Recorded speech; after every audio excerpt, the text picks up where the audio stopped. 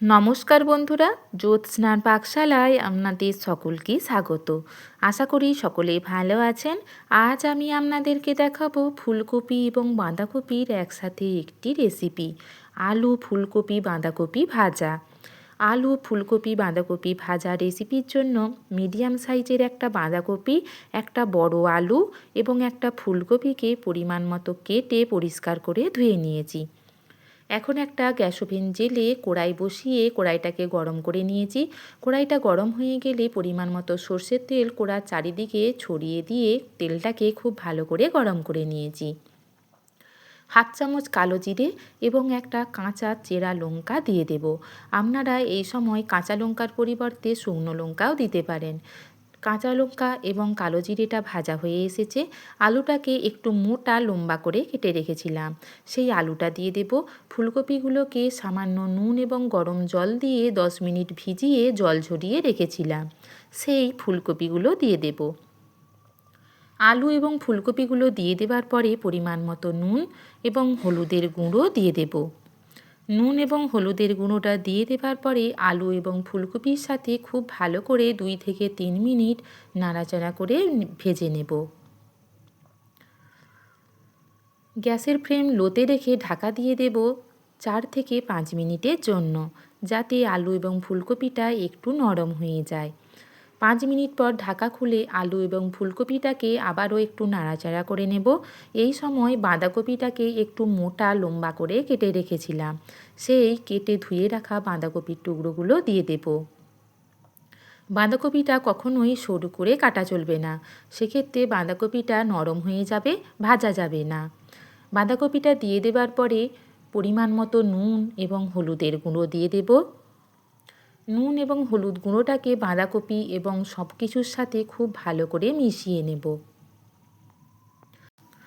মেশানো হয়ে গেলে গ্যাসের ফ্লেম মিডিয়ামে রেখে ঢাকা দিয়ে দেব 4 থেকে 5 মিনিটের জন্য। এই সময় গ্যাসের ফ্লেম কখনোই লোতে রাখা চলবে না, সেক্ষেত্রে বাঁধাকপি থেকে প্রচুর পরিমাণে জল বেরিয়ে যাবে, আলু এবং ফুলকপিটা খুব নরম হয়ে যাবে, আর ভাজা যাবে না। দেখুন, 5 মিনিট পর আবারও ঢাকা খুলে বাঁধাকপি ফুলকপি এবং আলুটাকে একটু নাড়াচাড়া করে নেব। আবারও ঢাকা দিয়ে দেব 2 মিনিটের জন্য, গ্যাসের ফ্লেম মিডিয়ামে রেখে। এইভাবে বারে বারে ঢাকা খুলে এবং নাড়াচাড়া করে আলু ফুলকপি এবং বাঁধাকপিটাকে খুব ভালো করে ভাজা এবং সেদ্ধ করে নেব। দেখুন, আমার আলু ফুলকপি এবং বাঁধাকপি কত সুন্দর ভাজা হয়ে এসেছে। গ্যাসের ফ্লেম মিডিয়ামে রেখে এই সব কিছুকে নাড়াচাড়া করে খুব সুন্দর করে ভেজে নেব।